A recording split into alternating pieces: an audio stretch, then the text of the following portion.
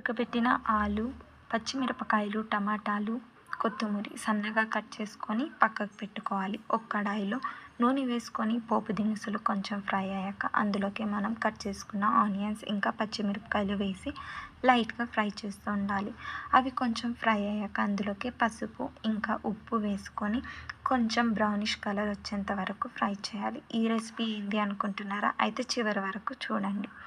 అవి కొంచెం ఫ్రై అయ్యాక మనం ఉడకపెట్టిన ఆలుని స్మాష్ చేసి పక్కకు పెట్టుకుందాం. ఇప్పుడు ఆనియన్స్ ఫ్రై అయ్యాయి కదా, అందులోకి మనం టమాటాస్ వేసి కొంచెం ఫ్రై చేసుకుందాం. అవి కొంచెం మెత్తపడ్డాక అందులోకి మనం స్మాష్ చేసిన ఆలుని వేసి ఫ్రై చేసుకుందాం. ఆ మసాలా అంతా ఆలుకు పట్టాక లాస్ట్లో మనం కొంచెం కొత్తిమీర వేసుకుంటే ఈ రెసిపీ అనేది మనకు రెడీ అవుతుంది. దాన్నే మనం ఆలుగడ్డ పళ్ళెం అంటారు. ఈ మసాలాని మనం మసాలా దోశలకి మసాలా లాగా